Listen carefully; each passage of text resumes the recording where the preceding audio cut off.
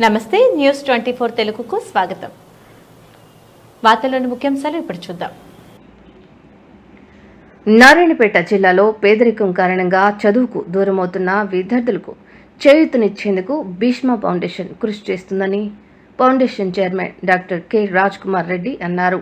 ఇటీవల వెలువడిన పరీక్షా ఫలితాల్లో 10వ తరగతి ఇంటర్మీడియట్లో అత్యధిక మార్కులు సాధించిన విద్యార్థులకు Bheeshmaraj foundation chairman doctor K Raj Kumar Reddy ఆర్థిక సహాయాన్ని అందించారు.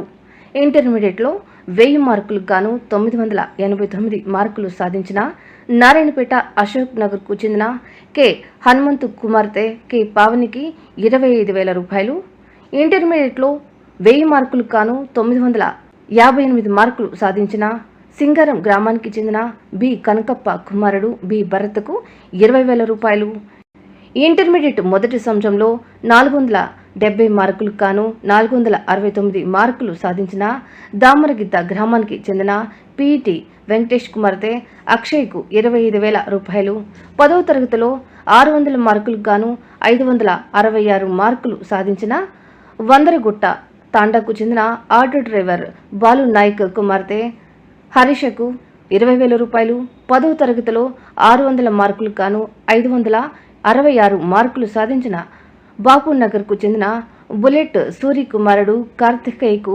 25,000 రూపాయలు చొప్పున ఆర్థిక సహాయాన్ని చెక్కుల రూపంలో అందజేశారు.